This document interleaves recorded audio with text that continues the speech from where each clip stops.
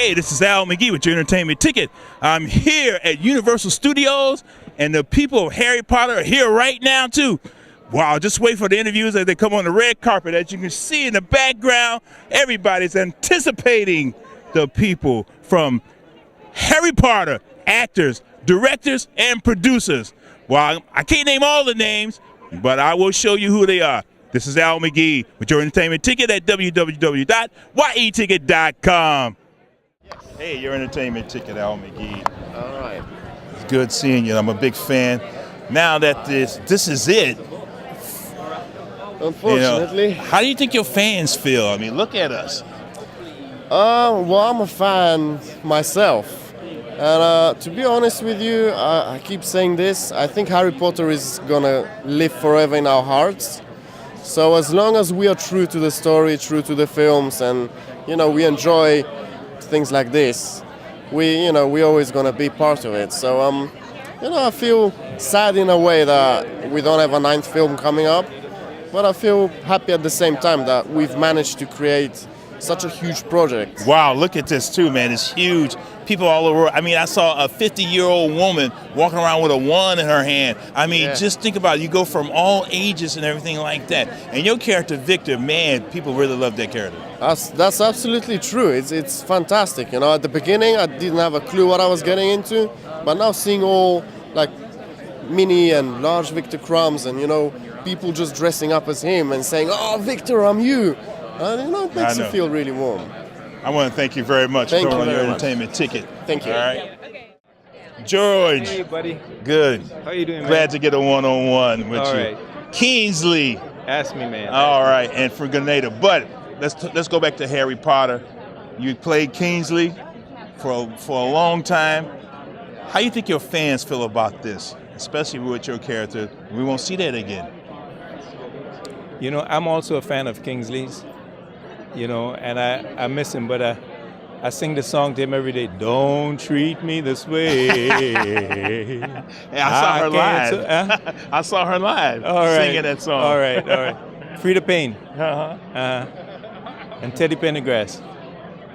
Yeah. So tell me. Oh, who sang that song? Frida Payne.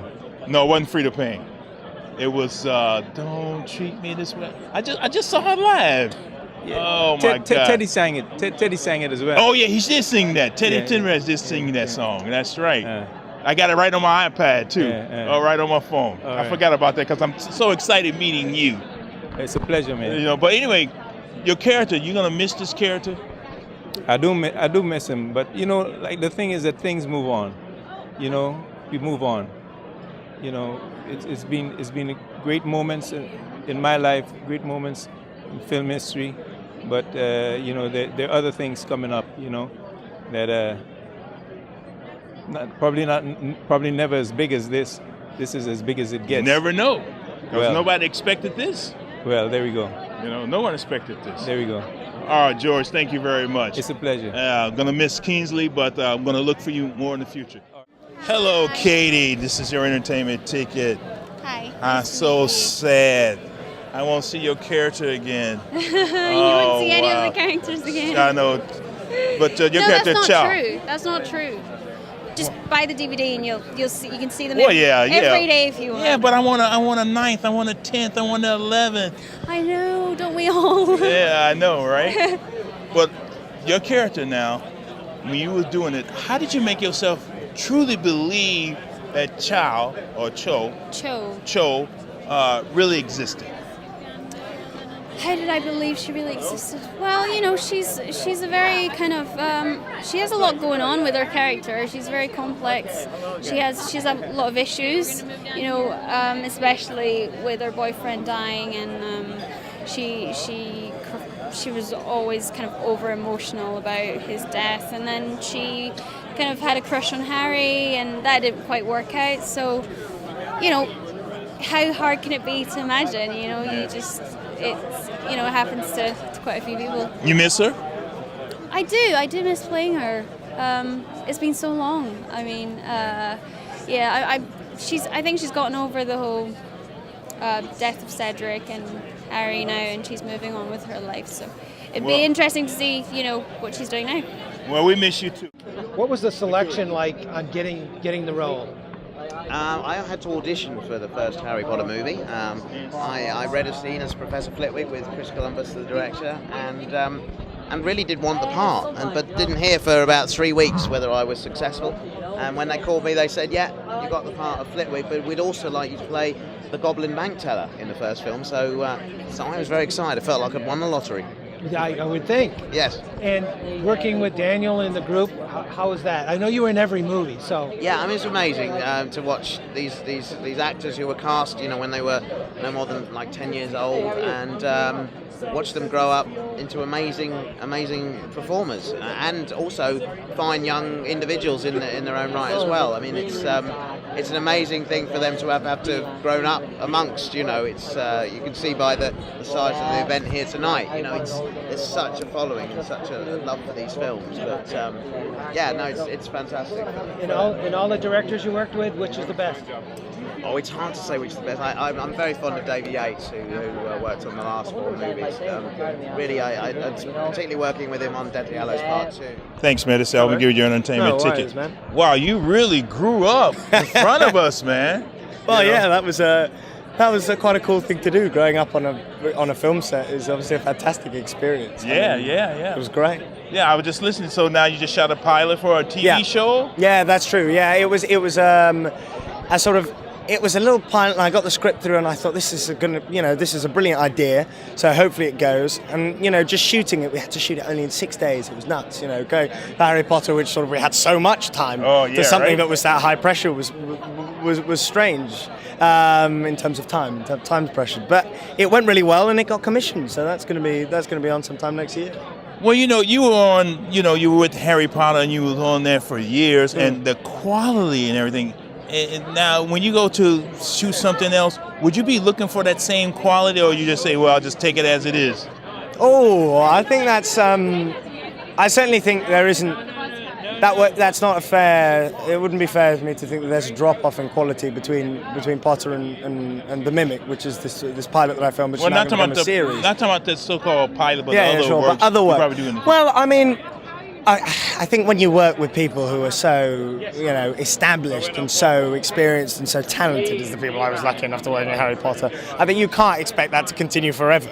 Yeah, I mean, that's true. Think it was a real blessing, and to expect the rest of my life is going to be as good as the last 10 years is probably, it's probably wishful thinking, but hopefully it will. I mean, I think you've got a lot to learn for anyone in this industry. I think.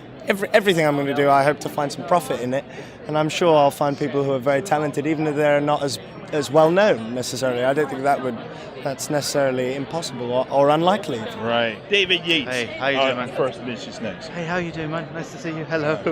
Nice to meet you, David sir. Yates, how you doing? I'm good, man. I'm going to give you your entertainment ticket. Cool. You created this magic for all of us out here, and when you finally read the books that Miss Rowland did, and you did your 4 films that you directed, how did you come up with a lot of the ideas? I know it came from the book, but also as a director, how did you also come up to the ideas where it also is your story too, because you are the director?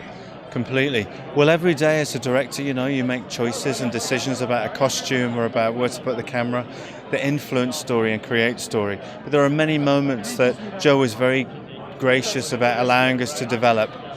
For example, when Voldemort and Harry have their final fight, right, and Harry pulls Voldemort off the tower and they whiz around, that was never in the book. That was just... Really? I know. It was a moment that I felt that whole final fight between the two of them needed to be amped up slightly. So it's moments like that we create with Joe's blessing and encouragement that kind of are added into the movies that weren't in the books, for example. And as a filmmaker, you're always changing little things, you're editing out little things. So it's a constant process. You make 100 decisions a day, which affect the final story. You made some great decisions. Thanks, man. I'm a big fan, and cool, a lot of people crying already, but they're happy too because they got the DVD. They've got this place now, so that's cool. All right. Hello, David. Hello, sir. How are you? Wow. Associate producer on this. No, not associate producer. Hope not. Executive. No, producer. Producer, just a producer. Just a producer. There are no. Producer. Okay, producer. And as a producer, what was your role as the producer on the Harry Potter wonderful films? Thank you so much. Well, I was the first person to read the books before it was published, and secured the rights, and then was integrally involved, I suppose, in hiring the director, choosing the screenwriter, hiring the director, and involved really in on all the films from beginning, from the casting, design, shooting, editing, marketing, etc. Wow, you wore a lot of hats. I was very lucky. You know, I was in the right place at the right time, and I had a really good time doing it. A great time. You see your fans in here because the DVD is finally coming out, because this is the last of the great movies, and the DVD coming out. How do you think your fans feel? I think they probably feel mixed feelings. I think they're probably a little sad, just as I am, because these last 10 years, for me 14 years, have been the most wonderful adventure, and got to work with some of the best people, and I think for the fans, they've really enjoyed the films and really enjoyed the books, and it's over. It lives on here. This fantastic place is a way to experience Harry Potter today and for years to come, but the films, the books, they're finished. Wow. So I'm a little sad. Yeah. And I imagine the fans are a little sad too. But you're not finished. I'm sure we're going to see some more You're that very you're going to kind. produce Thank in the you future. so much. We better, because you're the magic man and you knew what to do. Thank you. Thank you so much. I'm sad that it's over. Really, David, I am. Thank you very much. Thanks for your support. All right. Nice meeting Take care. you. Here's my card. Go to my website. You can check this out. Oh, great. Start rolling. Sure. Move back. Get out my lens. Hey, Rupert, Al McGee. Great to see you. Run. Man, I'm going to feel sad because I can't see the run no more. Wow, I'm one of your biggest fans. I mean, That's really cool. How much you going to miss Ron? Yeah, no, I really am. I mean, it's weird to think I'll never be playing him again, but I mean, he'll always be a part of me, I think. I think over the years we kind of merged into the same kind of person. And I always felt a really strong connection with him because I was a huge fan of the books. But yeah, I mean, it is quite strange. I still haven't really got used to that fact that that it's all over. So it's. I'm not going to get used to not seeing Ron. Every year I say, what's Ron going to do? What did they write in the books about Ron? I sneak in the book, I look at that, then I wait for the film to come out. Is that what you did too? Did you read the book first, or did you read the script first? How did that come up? Yeah, no, it was the books. I was a huge fan of the books, and that's kind of what encouraged me to. So I made a video. I did like a rap and sent it in to this TV show, and that's basically how I got the audition, really. And really? Yeah. So it was. So you can rap? I can do a bit of. Let me hear something. Bit of rhyming. Ready? Cheers. All right, and let's get a picture. Give me a picture with him. Come on. My boy, Ron, I'm going to miss him. Thank you very much. Jason, Al McGee, Entertainment Ticket. Hi. Are you going to miss the blonde wig? I am. I love wigs. I love dressing up. I'm embarrassed to tell you that I'm a grown man, but I like playing dress up, and I like putting on silly voices, and it doesn't get any better than Lucius Malfoy. And you going to miss Lucius? I am, yeah. I mean, God, he was delicious. Every single word out of his mouth was a 5-act symphony for me. I chewed it like we all did. I milked it for every single syllable, and they let me. Oh, that's great. I'm going to miss it. I'm going to miss you. Thank you. I miss all the people. And I miss telling these stories and giving them out to the public because they're so beloved. They are. They are. Thank you. Thanks Take so a much. picture with. David, who's got it? Well, come back to it. Tell Showtime. Perfect. All right, here's my card. Check out my website and I will do. this too. Okay? I'm a total geek. And, I'm on all the time. okay. And send me something.